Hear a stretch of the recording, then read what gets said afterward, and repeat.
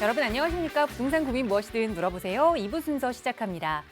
자, 8.13 부동산 대책이 몇 시간 전에 나왔는데요. 거기에 따른 뒤 후속 대책들도 계속해서 이야기가 되고 있는 모양입니다. 금융당국이 이 부동산 시장 안정을 위해서 이 가계대출 관리 목표를 기존 1.5%에서 3%로 2배 대폭 향상한다라는 이야기가 나오고 또 실수요자 지원에 50조 원의 규모가 투입된다라는 이야기가 나오네요. 그만큼 대출의 숨통이 조금은 더 풀릴 수 있을지 좀 관심이 가는 기사인데요. 자, 현장의 분위기들 어떻게 좀 반영될지 그리고 이게 정말 실현이 될 만한 이야기들인지 앞으로 조금 더 시간을 갖고 살펴봐야겠죠. 언제든 이 상황 속에서 고민되시는 점 있으시다면 또 여러분의 내 집 마련 계획 세우고 싶으시다면 저희와 함께 이야기 나눠보세요. 나가고 있는 무료 상담 전화 02-2638-3972번 시청하시는 여러분 누구나 이용하실 수 있고요. 문자 편하시다면 유료 100원의 상담 문자 샵 3989번 연락 주시면 또 친절하게 도움 드릴게요. 자, 그럼 오늘 준비한 2부 순서 지금 바로 출발합니다.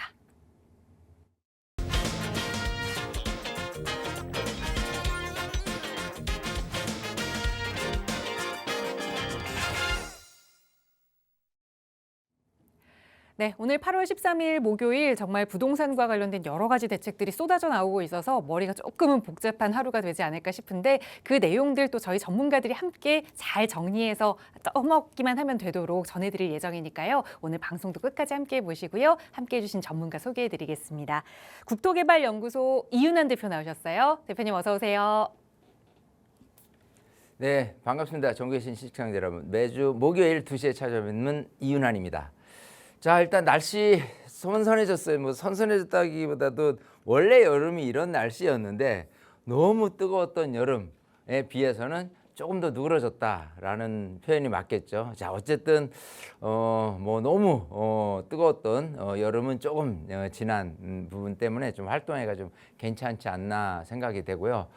그래도 아직 여름은 여름이다. 그렇기 때문에 여름에 여러분들이 굉장히 노력해야 되는 자기 관리인데 물을 많이 섭취하시는 게 평상시 물을 많이 섭취하시는 게 가장 중요하다 그렇게 생각합니다. 어쨌든 여러분 건강도 여러분 스스로 잘 관리를 하시고 또 부동산 관련한 여러분 갖고 있는 고민에 대한 부분은 스스로 풀기는 쉽지는 않을 겁니다. 이 시간을 통해서 많은 분들 전화를 주셔서 말끔하게 해결을 짓는 그런 부분에 대해서 여러분들이 많은 전화 주시면 좋을 것 같습니다. 네. 정말 사람은 적응의 동물이다 보니까 막 38도, 9도 오르다가 30도만 돼도 아우 시원하다라고 느끼는 것 같아요. 자, 그래서 요즘 좀 선선한 날씨다라고 느끼시다면 지금 부동산 정책 때문에 또 뭔가 혼란스럽고 복잡하지만 또 이게 시간이 지나면 또 금방 적응이 될 겁니다. 오늘 그 이야기도 자세히 전해드릴 텐데요. 방송 보시면서 언제든 궁금한 내용 있으시다면 연락 주시고요. 그 안에서도 꿋꿋하게 좀 장기간, 중장기적으로 멀리 바라보고 투자 계획하시는 분들은 아마 별 반응 없이 나는 내 갈 길 간다. 전문가와 함께 하겠다. 이런 투자 계획 세우시는 분들 많으실 거예요. 함께 하실 수 있는 자리 마련하고 있습니다. 이윤환 대표와 함께 하실 수 있는 무료 세미나는 다음 주에 좀 예정이 되어 있는데요. 수요일 날 함께 하실 수 있겠네요. 소개 먼저 부탁드려요, 대표님. 자, 세미나 일단 뭐 제가 항상 강조하는 내용이죠. 여러분들 건강 생각해서 움직이셔라. 움직여서 그냥 맹목적으로 움직이시는 것보다는 뭔가를 조금 하나라도 얻고자 공부를 통해서든 뭐든 이렇게 하시는 게 좋겠다. 그래서 세미나는 어쨌든 여러분 건강 도우미가 될 수 있는 그런 시간이 아닌가 생각해요. 그래서 일석오조 중에서 한 부분이 여러분 건강인 거고요. 나머지는 그야말로 이제 여러분들이 공부해야 될 내용들이 많이 있을 거예요.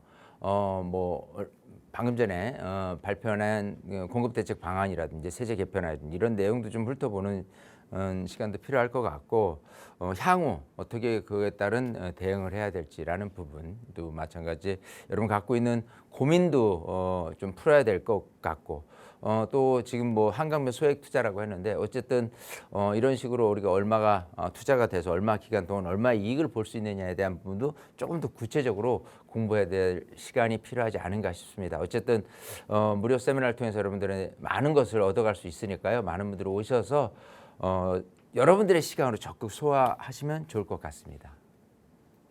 네, 특히나 이런 대책들이 발표나고 나면 그러지 말아야지 하면서도 좀 마음이 조금 흔들리는 것 같아요. 그럴 때 필요한 게 그 마음 잘 잡아줄 수 있는 전문가겠죠. 믿을 수 있는 신뢰가는 이야기로 정보로 여러분과 함께할 수 있는 시간이니까요. 나가고 있는 번호 02-2638-3972번으로 문의 주세요. 자세하게 세미나 안내 도움 드리겠습니다. 정부가 조금 전에 오늘 이제 시장 안정을 위한 금융 종합 대책 그리고 공급 대책을 발표했습니다. 수도권 일원에 주택 23만 호 이상을 추가로 공급하겠다라는 내용이 담겨 있고 또 좀 눈여겨볼 만한 내용이 재개발 재건축 공급 속도를 위해서 또 여러 가지 대책을 마련하겠다라는 그 방안들이 좀 담겨 있거든요. 우리가 놓치면 안 되는 내용들 이윤환 대표와 함께 살펴보겠습니다. 자, 뭐 지금 2시 5분을 가리키고 있는데 12시예요. 방금 2시간 5분 전에 발표된 내용입니다. 전월세 및 매매 시장 안정을 위한 주택 신속 공급 방안 오늘이고요. 자, 뭐 8월 3일 날 세제 개편안에 대해서 발표가 됐습니다.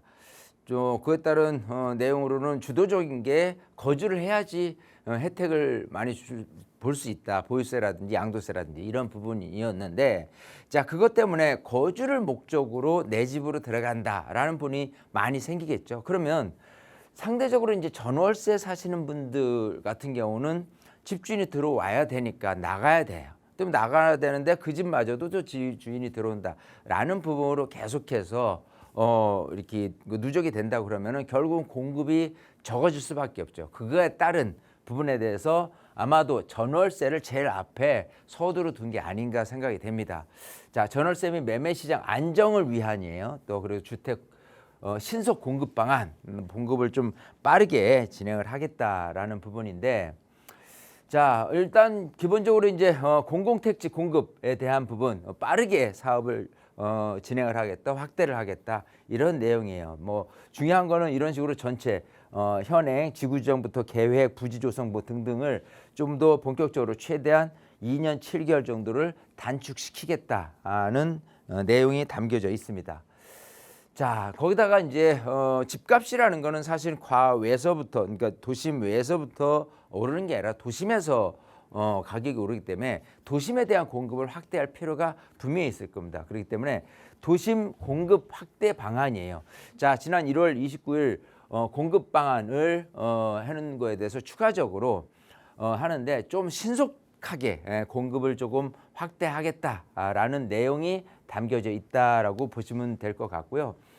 자, 이렇게 하는데 일단 지금 많은 관심사 서울 근교에 부지를 택지를 조성하겠다라는 내용에서 좀 화두가 되는 곳이 태릉CC죠. 그리고 과천 경마장하고 방첩사령부가 이제 좀 붙어 있습니다. 어쨌든 그쪽을 주거지로 조성을 하겠다는 내용이 담겨져 있어요. 물론 이제 그에 따른 반발도 굉장히 좀 현장에서는 많이 있는 대우된 거로 알고 있는데 어쨌든 이렇게 지금 공급 방안에서는 담겨져 있는 내용으로 들어왔습니다. 예, 자, 이런 상태에서 이런 식으로 아주 구체적인 일정을 정해서 빠르게 29년 12월 착공을 추진하기 위해서 진행을 하겠다라는 안까지 들어왔어요.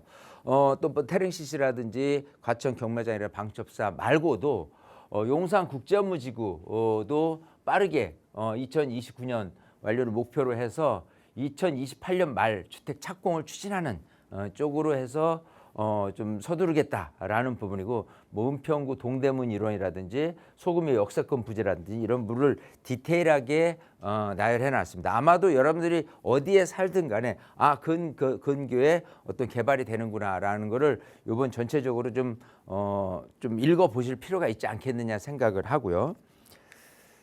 자, 뭐 재개발 재건축 속도 굉장히 중요하죠. 서울 도심에서의 공급 확대 방안에서 가장 중요한 그 방법이다라고 한다면 재개발 재건축을 활성화하는 방법이 될 겁니다. 새로운 부지 조성한다는 게 그렇게 쉽지는 않거든요. 자, 그런 상태에서 30년까지 약 23만 4천 호를 정상 착공 지원하겠다라고 하는데 사업을 조금 빨리 진행하겠다라는 부분이 담겨져 있어요. 거기다가 뭐 세제라든지 금융이라든지 임대주택이라든지 이주비 대출인데 이 중에서 보면은 이주비 대출 같은 경우에 좀 이렇게 두리뭉실하게 하긴 하지만 조금 더 합리적으로 생각을 해보면 이주비 대출을 낼 때 주택이 한 주택 있는 분, 또 이 다주택이 있는 분, 다주택에 대한 부분은 이주비 대출을 막는 부분 정도까지도 사실은 완화해야 된다. 저는 이렇게 보기 때문에 이런 부분까지도 조금 더 심도 있게 연구를 하고 정말 소비자들이 뭘 원하는지 소비자들한테 너무 옥죄해서 다 좋을 거는 아니기 때문에 이런 부분에 대해서 좀 완화책을 마련하는 부분이 더 괜찮지 않겠느냐 제안을 드려보는 거예요.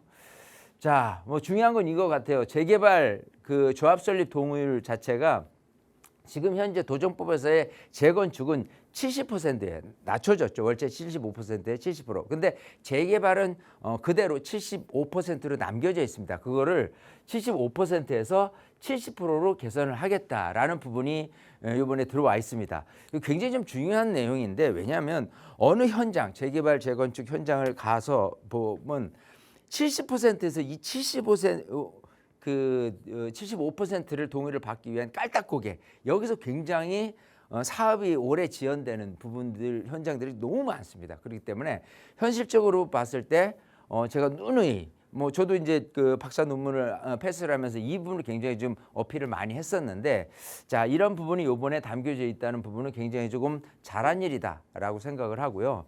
또 여기에 토지 등 소유자 및 토지 면적 같은 경우도 완화하는 부분까지도 있었고 또 이제 공공재개발이나 재건축 사업 시행 지정 동의율도 완화하는 부분도 있습니다. 이런 식으로 자꾸 어느 정도 사업이 실질적으로 갈 수 있도록 동의율을 완화하는 이런 부분은 그야말로 이제 사업 속도를 조금 부추기는 좀 가속화시키는 부분에서는 굉장히 좀 중요한 요이기 때문에 이 부분이 현재 들어가 있다라는 부분은 정말로 재개발 재건축을 좀 활성화시키려는 의지가 담겨져 있다 해서 이 부분은 잘했다라고 얘기를 하고 싶습니다.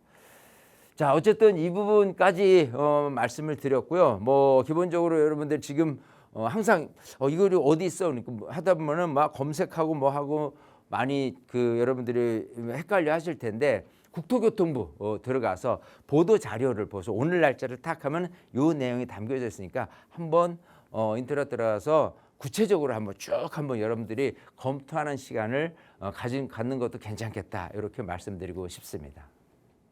네, 국토교통부 홈페이지에 들어가면 누구나 출력할 수 있게 다 공개가 되어 있는 자료거든요.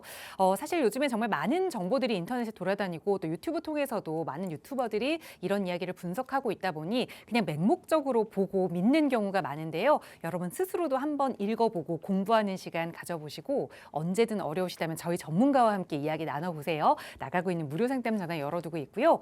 자, 그러니까 이 정부가 내놓은 공급 대책을 봐도 이 부동산의 가장 큰 문제는 공급이 없다라는 내용인 것 같아요. 그러니까 이 공급을 어떻게 해야 할까 이거에 가장 많은 시간을 쏟아서 고뇌를 한 그런 내용이 좀 보이는데요. 공급이 문제다라고 하면 결국에 서울에 그러면 좋은 땅에 내 집 마련이 될 수 있는 그 지역이 어디가 남아있느냐라는 문제로 귀결이 되겠지요. 그러다 보니 재개발 예정지, 그것도 핵심 지역에 있는 부분은 계속해서 각광을 받고 있는 모습입니다.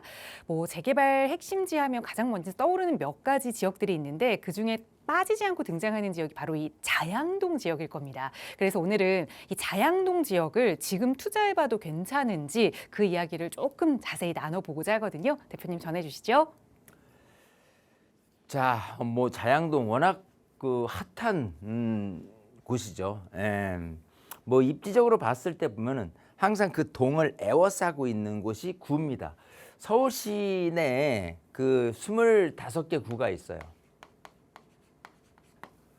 자, 그 중에서 11개 구는 서울시 한강에 접해 있고 나머지 14개 구는 한강에 접해 있질 않다라고 보는 게 우선적으로 구에 대한 차별을 조금 볼 수 있는 그 구에 대한 차별이 결국은 아파트 시세하고 밀접하게 연관이 돼 있기 때문에 그 부분을 좀 들여다보는 것이 우선 지역을 선정하는 데 있어서 순서가 아니겠느냐 생각을 해요. 이렇게 한강이라는 물줄기를 통해서 봤을 때 서울시에서 이 11개 구 한강에 접해 있는 구는 마포구 그리고 용산구, 그리고 성동구, 광진구 이 4개 구가 한강 북쪽에 자리하고 있는 구고 그리고 아래쪽 같은 경우는 강서구, 영등포구, 동작구, 서초구, 강남구, 송파구, 강동구에서 밑에 7개. 그래서 합해서 한강에 접해 있는 구는 11개 구, 한강에 접해 있지 않은 구는 14개 구라는 부분에 대해서 본다면 이왕 우리가 뭐 아파트라든지 아니면 뭐 개발지를 우리가 선택을 하는 데 있어서 이 14개 구를 조금 더 관심 있게 들여다보는 것이 우선 순위가 아니겠느냐 이렇게 말씀을 우선 드리고 싶고요. 자, 이 상태에서 한강에 접해 있다고 해서 다 개발 예정지는 아닐 거예요. 기본적으로 또 개발을 하고 싶어도 할 수 있는 곳 같은 경우는 우리가 지금 재건축이라든지 이런 걸 보면은 이렇게 한강에 접해 있는 서초구 안에서의 반포 일대라든지 뭐 잠실 일대라든지 뭐 압구정 일대라든지 압구정, 잠실 전체적으로 봤을 때 이렇게 아파트 위주로 구성되어 있는 곳 같은 경우는 소액 투자가 쉽지 않은 부분이고요.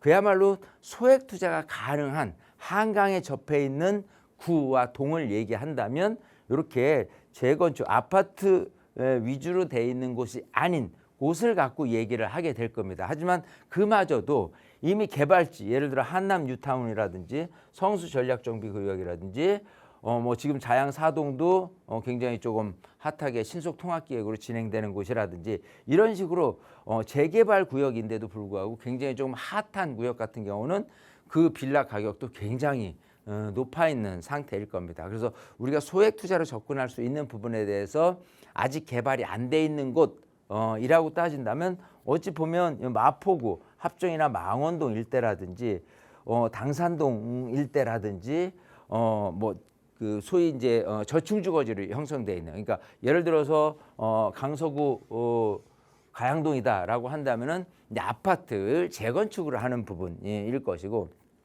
재건축이 아닌 빌라를 재개발하는 쪽으로 이렇게 그 방향을 잡는다, 개발 예정지를 잡는다 하면 그렇게 흔치 않은 지역들 많이 남아 있다. 그 중에서 핫한 곳이 일단 광진구를 들 수가 있는데, 일단 광진구에 대한 입지 자체가 서초구라든지 강남구, 송파구, 그리고 그 윗단에 용산구라든지 성동구라든지 광진구 이 6개 구에 대한 부분 중에서 워낙 아파트 시세가 높은 이쪽 반포라든지 압구정 그리고 잠실 일대의 한강 건너에 걸친 구역이기 때문에, 그리고 또 딴 데는 다 많이 올라 있는데 상대적으로 가격이 싸다라는 것 때문에 지금 광진구 안에서도 이 자양동이 핫하게 지금 주목을 받고 있는 부분이 아니겠느냐 해서 이 부분에 대한 얘기를 조금 더 이제 집중해서 이제 말씀을 드릴 건데, 자, 일단은 광진구 자양동만 이렇게 들어가 보면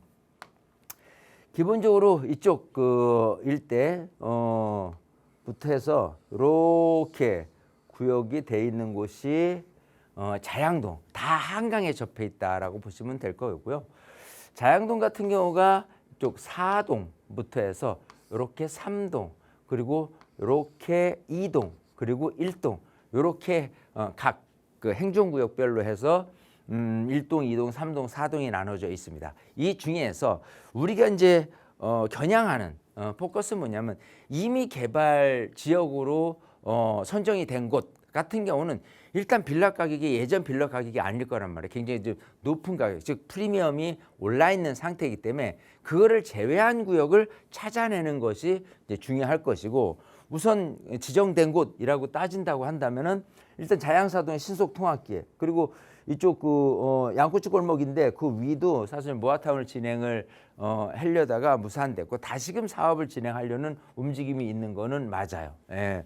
자, 그리고 이제 자양 3동 같은 아파트 구역으로 돼 있는데, 아파트를 제외한 나머지 저층 주거지 같은 경우는 전부 다 개발지로 선정이 돼 있는 곳인 거고요. 또 2동 같은 경우도 이렇게 한강에 접해 있는 곳 A구역, 그다음 B구역, C구역, D구역이라고 볼 수 있는데, 이 D구역 같은 경우는 얼마 전에 무산된 상황입니다. 자, 그렇게 따진다면 자양 1동 중에서 선정되어 있는 요곳, 자양초등학교 아래에 있는 곳 부분만이 지금은 남아있다라고 볼 수 있기 때문에 요 부분에 대해서 우리가 집중해서 좀 이렇게 들여다볼 필요가 있지 않겠느냐. 왜냐하면 다른 데는 너무 올라서 투자금 자체가 너무 올라 있는데 내 적은 금액으로 상대적으로 투자될 수 있는 곳이라고 한다면 자양일동 중에서 아직은 재개발로서 또 모아타운이나 신통계획으로 선정되지 않은 곳들을 갖고 우리가 들여다볼 수 있다라고 볼 수 있는 거고요. 이걸 좀 더 지역적으로 구체적으로 본다면 자양일동이 이렇게 자양 전통시장을 중간 축으로 해서 이런 식으로 돼 있는 게 자양일동인데 자양일동에서 위쪽 같은 경우는요 이미 또 여기도 모아타운 사업지로 선정이 된 곳이고요. 또 제일 먼저 선정된 곳이 이쪽 자양일동의 799번지 일대 이렇게 진행된 곳이 지금 이제 돼 있고 나머지의 대부분 부분만 따진다 그러면은 이쪽 그 모아타운 이미 선정된 곳하고 연접돼 있는 이쪽 같은 경우가 아직은 미개발지로 남아 있는 곳 그리고 이렇게 시장통을 제외한 나머지 요 블록 단위하고 또 요 블록 단위 그리고 이 블록 단위 여기만이 남아 있는 곳이다라고 보면 될 것 같습니다. 이 안에서 여러분들이 뭐 빌라를 매입한다든지 이런 식으로 투자를 했을 때 적은 금액으로 투자할 수 있는 부분 또 하나는 사업이 좀 더 빠르게 가속화될 수 있는 부분을 선점을 해서 그렇게 투자를 한다라고 한다면 그래도 전체적으로 자양동 자체가 아파트가 다 밀집되면서 얻을 수 있는 시너지 효과 즉 이게 한강이 보이냐 안 보이냐를 떠나서 기본적으로 한강변에 위치해 있고 지하철 2호선하고 접해 있으면서 전체적으로 자양동 다가 개발지로 돼 있는 부분으로 생각하면 나중에 아파트 시세는 굉장히 좀 높아 있는 상태가 될 것이다라고 생각을 할 수밖에 없어요. 왜냐하면 우리가 압구정을 예상을 한다면 압구정에 대한 부분이 거기도 물론 다세대라든지 이런 저층주거지도 있을 수 있지만 압구정 하면 전체적으로 다 아파트 밀집촌으로 구성되어 있다라고 봐도 과언이 아닐 정도이기 때문에 나중에 추후에 자양동을 생각을 한다면 전부 다 아파트 밀집촌이라고 우리가 예상을 하게 된다면 그야말로 다른 지역에 비해서는 굉장히 아파트 시세가 높아질 수밖에 없는 그런 거를 예상할 수 있고 지금 들어갈 수 있는 건 이런 식으로 선정되지 않은 곳을 조금 눈여겨볼 필요가 있다라고 말씀을 드리고 싶습니다. 네, 자양 일동 쪽에 아직 선정되지 않았지만 그래도 입지적인 면에서 다른 자양동과 함께 좀 움직일 수 있는 지역을 눈여겨보자라는 조언 드렸으니까 그 지역으로 관심 있게 또 임장도 다녀와 보시고 언제든 투자 결정하시기 전에는 꼭 전문가의 점검 받아보세요. 저희 나가고 있는 무료 상담 전화들 열어두고 있고요.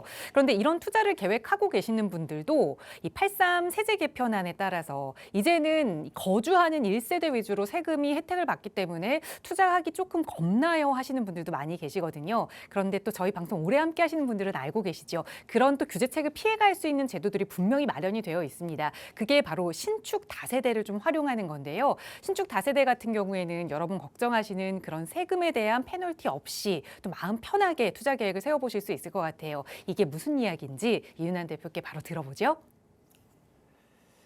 자, 많은 분들이 이거는 좀 기억하시는 것 같아요.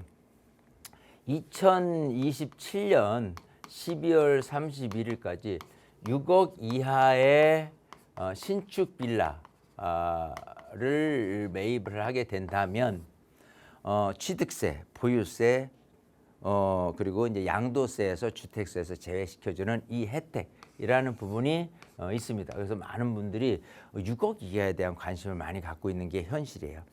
근데 지난 5월 달에 주택건설에 대한 토론회를 진행을 하면서 어떤 제안이 들어왔냐면 6억 이하에 대한 신축 빌라로 자꾸 하다 보니까 신축을 짓는 데 있어서 적은 평형, 적은 뭐 원룸이라든지 투룸 이하의 부분으로 자꾸 그것만 짓다 보니까 사실 빌라도 어찌 보면은 쓰리룸도 있을 수 있고 하는데 그런 쓰리룸이 점점 좀 사라지는 너무 잘게 그 작은 형태의 빌라로서만 매입을 한다라고 할 수 있는데 빌라라는 게 그래요. 내 집 마련을 하는 조건으로 빌라를 마련할 수도 있는데 왜냐하면 아파트가 너무 비싸다 보니까 그러면 내 집 마련하는 데 있어서 투룸 내지는 쓰리룸으로 내 집 마련을 하는 데 있어서 만약에 그게 개발지가 된다면 너무 좋은 거고, 개발지가 안 된다 손 치더라도 일단은 쓰리룸으로서 가져가야 될 부분인데도 불구하고 이런 6억 이하,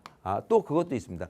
주차장이라는 부분이 0.5대라는 부분이 라는 규제, 또 쓰리룸으로 예를 들어 진행한다 그러면 0.8대라는 부분으로 늘어나요. 그러면 기본적으로 똑같은 면적에서 0.5대만 할 수 있다. 예를 들어 그 주차 대수가 10대가 들어간다라고 한다면 20대를 질 수 있는데, 주차가 10대가 들어간다라고 한다면 결국은 쓰리룸 같은 경우는 5세대 미만으로 질 수밖에 없기 때문에 쓰리룸을 안 지려 하는 주택 건설에 대한 부분, 공급업체 측에서의 어떤 불합리성으로 따라서 지난 5월 달에 그런 토론회에서 그런 얘기가 나왔던 거거든요. 그래서 쓰리룸도 0.5대로 좀 해서라도 어쨌든 좀 넓은 평양에 빌라를 지을 수 있도록 좀 완화해야 된다라는 부분하고, 또 하나는 6억 이하의 빌라에 너무 국한되다 보니까 기본적으로는 6억 뭐에 딱 걸린 것처럼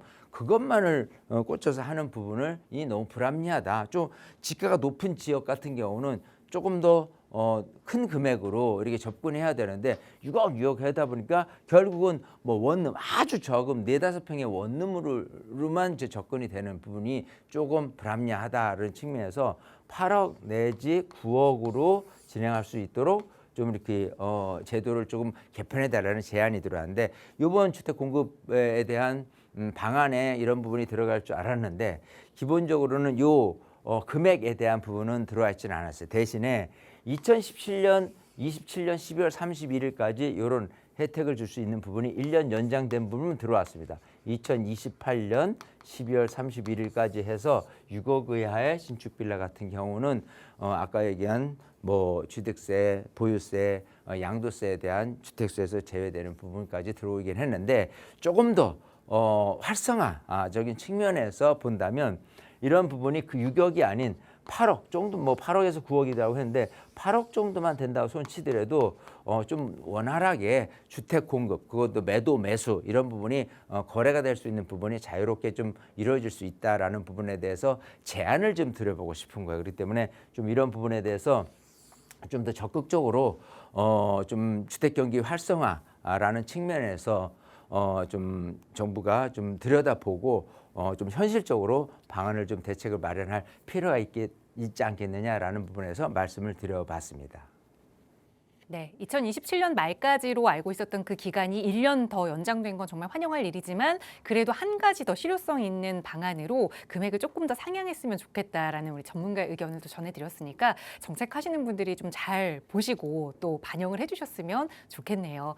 자, 언제든 이런 상황 속에서 정책이 나와도 흔들리지 않고 안전하게 투자하실 수 있는 방법, 전문가와 함께 돌다리도 두드려보고 투자하는 거겠죠. 그러기 위해서 저희 마련한 무료 세미나 방문해 보시면 그런 정보들 많이 얻어가시고 또 안전한 투자 계획들 세워보실 수 있을 텐데요. 이윤환 대표와 함께 하실 수 있는 세미나는 다음 주 수요일에 예정되어 있습니다. 요즘 정말 이 재개발 투자에 대한 관심이 높다 보니까 세미나 참여에 대한 열기도 뜨겁거든요. 선착순으로 함께 하실 수 있습니다. 나가고 있는 번호로 문의 주시면 자세하게 세미나 안내 도움 드리도록 할게요. 자, 2부 이 시간도 또 여러분의 부동산 고민들 만나보는 시간 이어가겠습니다. 2부 첫 번째 시청자분 전화 바로 연결해 볼게요. 여보세요. 여보세요. 안녕하세요. 반갑습니다. 네, 안녕하세요. 반갑습니다. 네, 시청자님 오늘 어떤 고민 이야기 나눠볼까요? 네, 저 천호동 모아타운 추진 지역에 네. 빌라를 음, 2020년 6년 전에 3억에 매입을 했거든요. 네. 근데 지금 시세가 한 5억 정도인 것 같아요. 네. 네, 그리고 제가 주택임대사업자인데 어, 8년 만기로 네. 28년까지거든요. 네. 그래서 지금 매도를 해서 자양동으로 이제 갈아타고 싶은데 네. 양도세 일반 과세가 가능한지 궁금하고요. 네. 그리고 제가 지금 거주하고 있는 아파트가 있는데 네. 다른 아파트를 매입할 경우 이제 거주 중인 아파트를 일시적 2주택으로 네. 비과세 받을 수 있는지 음. 궁금합니다. 알겠습니다. 네. 우선 지금 천호동의 모아타운 추진 지역에 2020년부터 그러니까 6년간 보유하셨고 8년간 주임사를 내어놓은 그 상황인데 이걸 네. 좀 매도했을 때 내가 양도세에 대한 비과세 혜택을 받을 수 있는지 첫 번째 이게 네. 궁금하신 거고 또 네. 거주하시는 아파트 외에 하나의 더 아파트를 매수한다면 일시적 네. 이주택 상황을 여기서도 좀 세금적인 네. 혜택을 받을 수 있느냐 이 세금적인 내용 하나 먼저 정리하고 그 다음에 우선 갈아타기 하고 싶은 지역을 자양동을 말씀 주셨는데 이런 방향으로 흘러가는 게 맞는지까지 대표님과 네. 하나하나 풀어볼게요. 인사 나눠오세요. 네. 네, 반갑습니다. 네, 안녕하세요. 안녕하세요. 대표님. 네. 자, 지금 천호동의 모아타운 뭐 진행하는 곳에 빌라를 이제 6년 전에 매입을 했고 네. 뭐 요거를 이제 매도를 하려고 하는데 네. 일단 주택임대사업자를 등록을 했다는 말이에요. 네, 네. 예.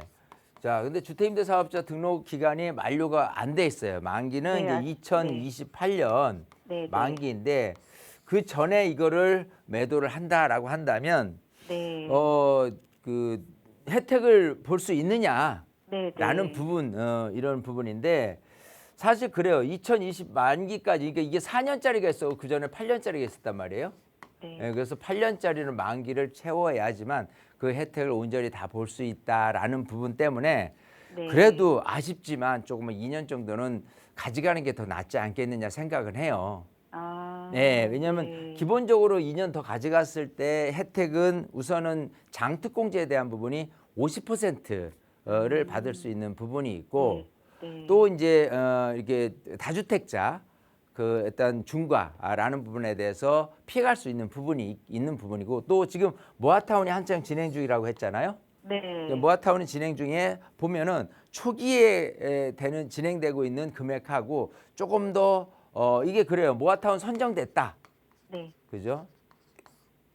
사실 선정이라는 부분은 일단은 예비의 지정이에요. 그냥 이 모아타운을 좀 할 수 있도록 예비로 지정했다라는 선정이라는 부분이 있고 그 다음에 이제 관리 계획을 수립하고요. 그리고 나서 모아타운 이제 지정이 되는 거예요. 즉 모아타운 사업을 본격적으로 할 수 있는 부분은 이 지정이다라고 볼 수 있는 부분이고 아직은 아마 선정 단계에 머물렀을 거란 말이에요. 그러니까 2년만 지내서 보통 보면 선정하고 지정 사이에 보면은 약간 2년 안에 간격 차이가 나요. 네. 그래서 관리 계획 수립되고 지정이 되고 나서 본격적으로 지정이 되고 나서 조합 설립 동의를 받을 수 있거든요. 네. 그래서 조합 설립 인가를 받았다라고 한다면 본격적으로 사업이 진행되는 것이고 그리고 이제 사업 시행 인가를 받는 시기까지는 또 한 2, 3년이 소요될 건데 요 시기에서 요 시기로 넘어가는 과정에 지금 금액 5억에서 또다시 인력이 더 올라갈 가능성이 있다라고 생각한다면 놔둬도 될 수 있다. 저는 그렇게 생각을 해요. 아, 네. 왜냐하면 세금적인 부분도 무시를 못하기 때문에 네, 지금 네. 요즘에 개편안에 그 세제에 대한 부분에 대해서 조금 완화해서 한다고 하더라도 사실은 화끈하게 그냥 팔 분들이 더 잘 팔 수 있도록 그냥 다주택자에 대한 양도세를 중과를 조금 완화해주는 또 일시적으로 안 해주는 그런 부분이 필요했었던 건데 뭐 일부 좀 감경을 해준다 뭐 세율을 좀 낮춘다 이렇게라고 하는 그 부분이 좀 아쉽기는 해요. 하지만 어쨌든 그럼에도 불구하고 중과에 대한 부분이 아니기를 바란다고 한다면은 2028년까지는 주임사를 유지한 상태로 가되 그 기간까지 가격이 올라갈 수 있는 여지가 있는 부분이 있기 때문에 좀 가져가는 게 나을 것 같고요. 또 하나 질문은 아까 그거였던 것 같아요. 네. 지금 어떤 아파트를 갖고 있어요. A라는 네. 아파트를 하나 갖고 있고 또 지금 갖고 있는 모아타운이 이제 B라고 가정을 했을 경우에 네. 이 아파트 A라는 아파트가 아닌 C라는 아파트를 새로 매입을 할 경우에 네. 일석이주택으로 해서 비과세를 받을 수 있느냐라는 부분이에요. 지금 A를 말하는 거고요. 네. 자, 우선 요건으로 따진다면은 B가 있는 상태에서 A를 2년 이상 거주했다라고 한다면 거주주택 비과세 혜택을 지금 받을 수가 있어요. 네. 그래서 2년 이상은 거주해 있는 아파트인 상태에서. 근데 이게 또 들어가 보면은 엄밀히 따진다면 3주택제 매입을 하는 거고 네. 이런 상태에서 이거를 매입을 하면서 종전 거를 3년 내지 2년 안에 팔 경우에 일시적 이주택으로 거주주택 비과세로서의 비과세도 받으면서 이 새로 산 것 안에 기간 안에 3년 내지 2년 안에 매도를 했을 경우에 비과세를 받을 수 있느냐 이게 궁금하시는 거잖아요. 네, 네, 네. 받을 수가 있어요. 그 조건으로 아. 따진다면. 그래서 네. 이중 플레이긴 하는데 어쨌든 얘에 대한 거주택 비과세라는 혜택도 맞물려서 일시적 이주택으로서 네. 그 비과세를 받을 수 있는 요건이 있으니까 어떤 아, 걸 네. 거주할 주택을 매입을 네. 하고 그 안에 2년 내 3년 안에 매도를 했을 경우 비과세를 받을 수 있다고 분명히 말씀을 드리고 싶어요. 아, 네. 아시겠죠? 그렇군요. 네, 네, 네, 이렇게 정리를 해드렸습니다. 네, 감사합니다. 네, 고민되셨던 그 세금 부분은 다 정리가 된 것 같아요. 우선은 그 8년 기간을 채워야 임대주택으로서의 그 혜택을 받을 수 있기 때문에 우선 그 기간 동안 또 상승도 할 거다라는 말씀 주셨거든요. 보유 계획 세워보시고 그때쯤 다시 한번 연락 주세요. 저희 나가고 있는 무료 상담 전화 늘 열어두고 있고요. 다음 전화 바로 연결하겠습니다. 여보세요. 네, 안녕하세요. 안녕하세요. 반갑습니다. 네, 네. 반갑습니다. 오늘 어떤 부동산 고민 이야기 나눠볼까요? 예, 저는 한 20억 정도로 아파트를 구입할 계획인데요. 네. 그 송파구 장지동에 있는 송파 파인타운 13단지 34평하고 네. 광진구 자양동의 한강우성 아파트 31평 요 두 곳을 고민하고 있는데요. 네. 둘 중에 어느 것이 좋을까요? 네, 알겠습니다. 간단한 질문이네요. 20억 정도로 아파트를 보고 계시는데 송파의 파인타운 13단지 아파트 가느냐, 자양동의 한강 우성 아파트 가느냐, 뭐 평형도 31평, 33평 비슷하고 그러니까 네. 어디가 입지적으로 조금 더 오를 수 있는 지역인지 대표님과 살펴보겠습니다. 인사 나눠보세요. 네. 네, 반갑습니다. 예, 안녕하세요. 안녕하세요. 네. 자, 지금 20억 정도로 이제 주택을 매입을 하려고 그러는데 제가 이제 구부터 따지면 하나는 송파구 장지도에 있는 파인타운 아파트를 매입을 할까를 고민하는 것이 계시는 거고 네. 또 하나는 이 광진구 자양동에 있는 아파트를 매입하는데 이건 어쨌든 광진구예요. 그죠? 네. 자, 일단 기본적으로 우리가 생각했을 때 구로만 생각하면 여기는 송파구, 그죠? 네. 그리고 광진구 이렇게 된단 말이에요. 그럼 아마도 우리들의 인식을 생각해서 아파트 시세가 어디가 조금 비싼 곳이냐라고 한다면 송파구가 좀 유의에 있지 않느냐 생각을 해요. 왜냐하면 기본적으로 소초구, 강남구, 송파구 이 세 군데가 강남 3구이기 때문에 우리가 송파구가 그래도 좀 비싼 곳이기 때문에 여기도 이제 좀 이렇게 매력이 있다 생각해서 여기를 매입할까라는 부분이고 또 하나는 광진구인데 그래도 자양동 쪽에 위치한 한강변에 있는 아파트인데 좀 오래되긴 했어도 이걸 매입할까 이제 두 개가 지금 비교 대상에 딱 다 있는 거예요. 네. 우선 송파구 장지동은요 기본적으로 이 위례신도시 이 안쪽에 8호선 라인에 있어요. 일단 장지 택지지구라는 곳에서 파인타운으로 딱 했는데 일단은 뭐 기본적으로 이곳 같은 경우는 그래도 한 10몇 년 차 된 아파트 있는데 아파트 구성된 것도 좋고 8호선 라인도 좋고 뭐 가든파인드라든지 쇼핑이라든지 아니면 법조타운이라든지 여러 가지 측면에서 봤을 때는 괜찮겠다라는 생각이 들 수가 있어요. 네. 자, 그런 부분에서 저도 나쁘지는 않겠네라는 부분이고 또 13단지 같은 경우는 장지역하고 그렇게 멀지도 않고 그죠? 네, 그런 맞아요. 측면에서도 아마 고민이 되실 법은 하는데 하나는 또 어떤 매력을 갖고 있냐라고 한다면은 송파구 아닌 광진구긴 한데 한강변이란 말이에요. 예. 자, 근데 이제 한강변에 있는 곳 중에서 아까 말씀하신 이 아파트가 자양역 옆에 있으면서 이쪽 일대가 사실은 전체적으로 통합 재건축 안에 맞물려 있어요. 그러니까 무슨 네. 소리냐면 현재 모습을 보면 송파구라는 바운더리, 그죠? 그리고 또 조금 더 오래되지 않은 아파트, 그리고 아파트가 밀집돼 있는 곳, 네. 뭐 여러 가지 측면에서 봤을 때는 송파구 장지도에 있는 파인타운 13단지가 더 유리한 곳에 현재 모습은 있을 수 있다라고 생각을 할 수 있지만 우리는 미래에 대한 가치를 놓고 봤을 때 앞으로 어떤 것이 더 조금 유리한 고지에 있느냐를 따져서 선택을 하는 것이 더는 맞다고 판단을 해요. 예. 우선 비록 광진구지만 광진구 안에서도 호불호가 틀려지는 건 뭐냐면 기본적으로 광진구 안에서 이 한강변에 위치한 이 자양동의 입지는 앞으로도 꾸준히 높아질 게 뻔하거든요.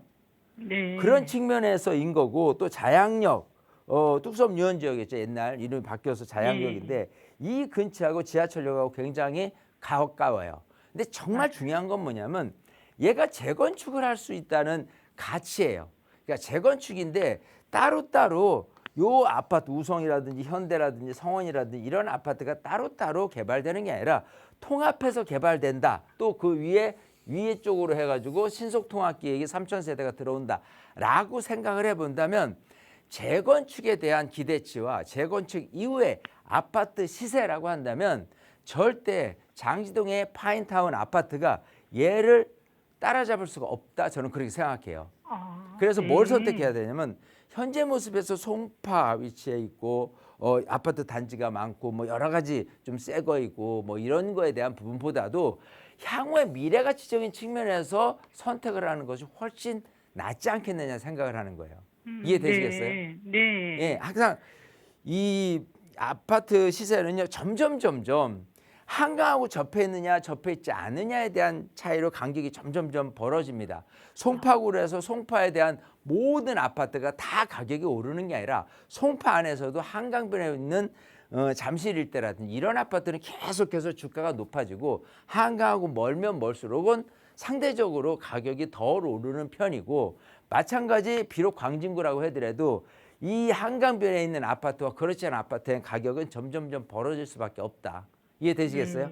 네. 그런 측면에서 자양동에 있는 통합재건축에 있는 아파트 같은 20억 정도다라고 한다면 저는 이걸 매입하는 게 좋다고 생각을 합니다. 아시겠죠? 네. 예, 미래를 위해서 알겠습니다. 지금을 선택을 하는 것이다. 현재를 네. 위해서 현재를 선택을 하는 것이 아니고 아시겠죠? 미래를. 네. 네, 잘 여러 좋은 알겠습니다. 선택하시길 바라겠습니다. 감사합니다. 네. 네, 송파라는 구 자체보다는 한강변에 또 미래 가치를 가져갈 수 있는 한강 우성 아파트 손 들어드렸으니까 좋은 집 만나시길 기원하겠습니다. 저희 나가고 있는 무료 상담 전화로 함께하고 있고요. 다음 전화 바로 연결해 볼게요. 여보세요. 네, 안녕하세요. 안녕하세요. 반갑습니다. 네, 오늘 어떤 부동산 이야기 나눠볼까요? 네, 제가 강남 아파트 네, 그 재건축해서 네, 지금은 신축 아파트가 되었는데요. 네. 여기를 이제 뭐 거주는 6년밖에 안 됐는데 보유는 한 30년 가까이 했어요. 네, 네, 근데 이번에 실제 개편이 되면서 네.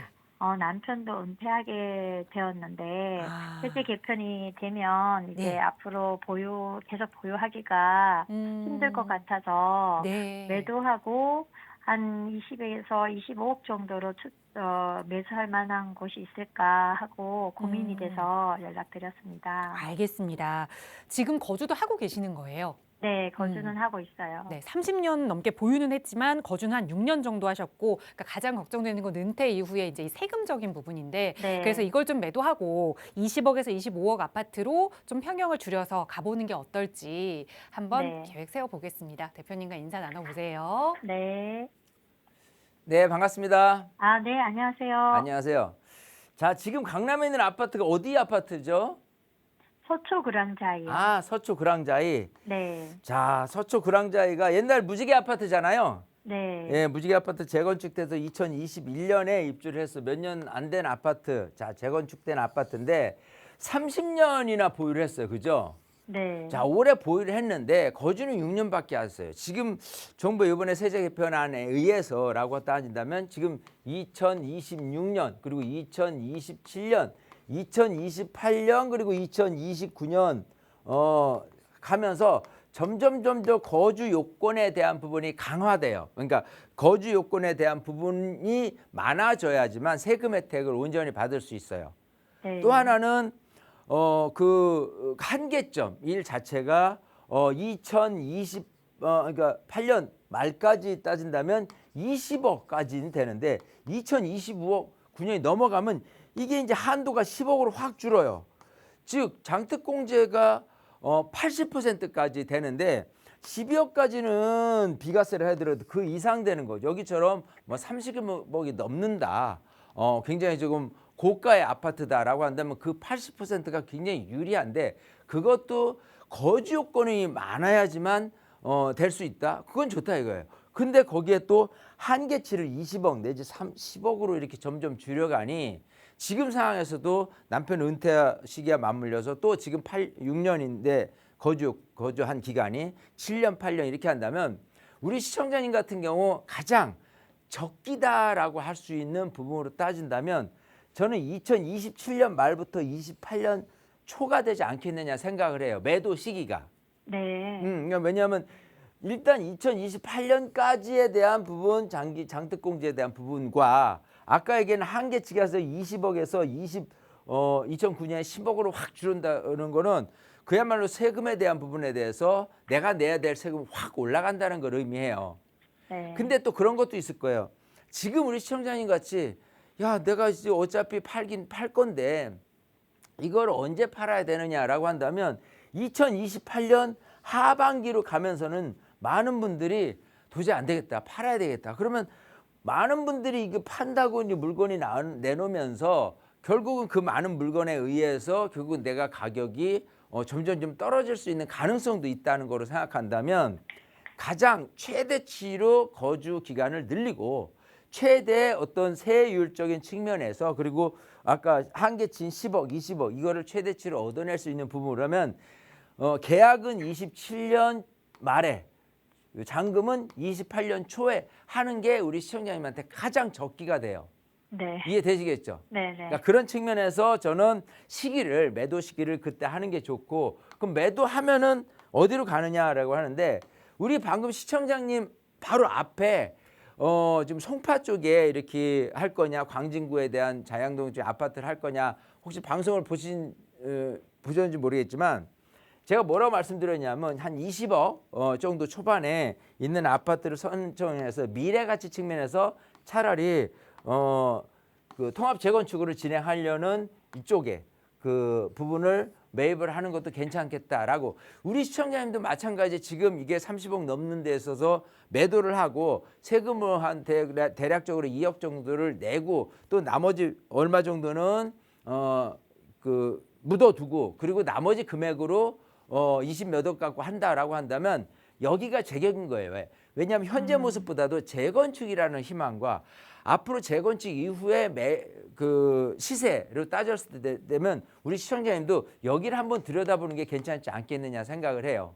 네. 물론 여기 말고도 또 다른 게 있을 수 있지만 또 시간 관계상 제가 일일이 네. 딱딱딱 집어드리지 못하니까 우리 시청자님은 네. 꼭 세미나에 오셔서 일단 우선순위로는 여기를 좀 제안드렸고 그거 말고도 또 더 제안드릴 만한 아파트가 또 있을 거예요. 그거를 좀 몇 가지 더 말씀드릴 테니까 꼭 세미나에 오세요. 아셨죠? 네. 네네. 알겠습니다. 이렇게 정리해드리겠습니다. 네. 감사합니다. 네.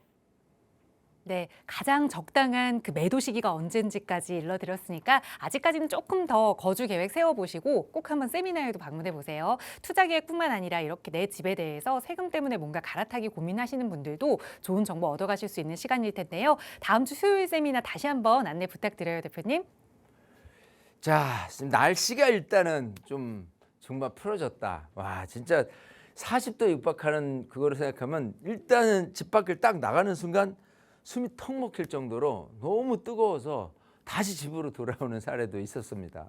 근데 지금은 어디로 활동해도 괜찮은 여름 날씨긴 하더라도 30도에서 뭐 34도 이 정도는 이제는 우리가 또 견딜 만하다. 그런 측면에서 움직이는 게 여러분들한테 건강에 제일 도움이 된다라는 부분이고 자 그냥 걷고자 더 그냥이 아니라 머릿속에 뭔가를 좀 얻어가는 그런 속에서 운동을 하게 되면 좋다. 그래서 세미나에 오시면 일단 여러분들의 건강이 도움이 되는 부분 하고요. 그리고 이제 여러분들이 얻어가셔야 될 것 중은 지금 이제 한강변 소액 투자로 제가 계속 말씀을 드리는데 한강변의 가치는 생각하는 것보다 위력적입니다.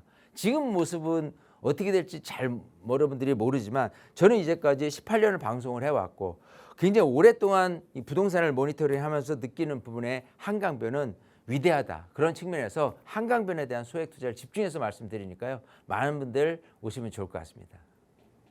네, 저희 나가고 있는 상담 전화는 방송 이후에도 계속 열어둘 테니까요. 다음 주 수요일 세미나 참여 원하신다면 언제든 편하게 문의 주세요. 자세하게 안내 도움 드리겠습니다. 아울러 저희 프로그램은 여러분께 보다 다양한 정보 제공하기 위해 마련되고 있고요. 해당 부동산의 가치나 매물 가격의 상승 하락을 보장하지는 않는다는 점 유의해 주시기 바랍니다.